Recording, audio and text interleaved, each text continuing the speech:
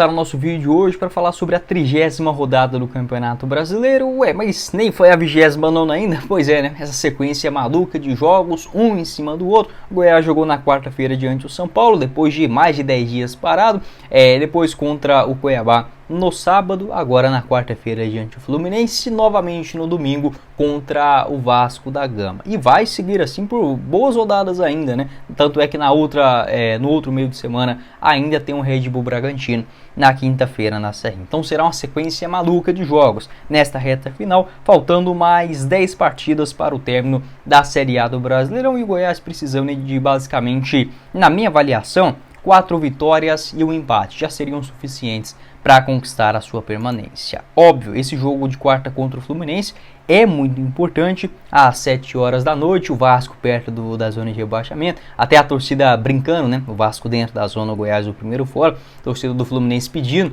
para o Fluminense entregar o jogo. É óbvio que isso não vai acontecer, ainda falta um tempo até a final da Copa Libertadores, mas a gente sabe que os jogadores do Fluminense já estão com a cabeça lá, mesmo sendo um time muito qualificado. O Goiás ele teve, digamos, a sorte de jogar em Volta Redonda, o que ajuda muito porque não é o mesmo gramado que o Fluminense está acostumado, apesar que o Fluminense também tem sorte jogando no interior do Rio de Janeiro. Enfim, dá pra gente sonhar com um resultado positivo no interior do Rio de Janeiro. Sobre o jogo contra o Vasco da Gama, aí sim na próxima rodada, nessa rodada o Goiás visita o Fluminense e o Vasco recebe o Internacional também. No meio de semana, o jogo, nenhum desses dois terá transmissão na Rede Globo. Diferentemente da partida do final de semana, Goiás e Vasco, domingo, 4 horas, aí você já pode imaginar, né? Dificilmente a Globo coloca um jogo quarta, 9h30, ou no caso, a definição da CBF, né?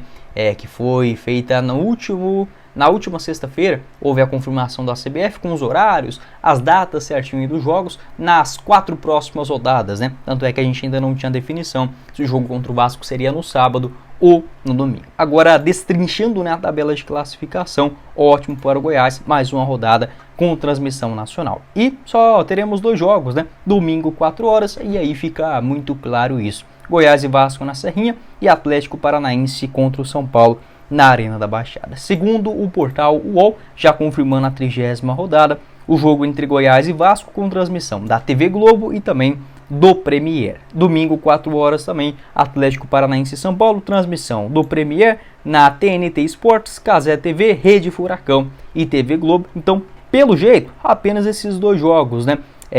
Com transmissão na principal emissora do Brasil. Outras 2 partidas que até poderiam ter exibição também, como Flamengo e Red Bull Bragantino, além de Fortaleza e Cruzeiro no final de semana, elas foram adiadas, né? Terão transmissão posteriormente no Premier Futebol Clube. Então, essa é uma boa notícia para o Goiás, que coloca aí no bolso R$1 milhão somente com essa transmissão.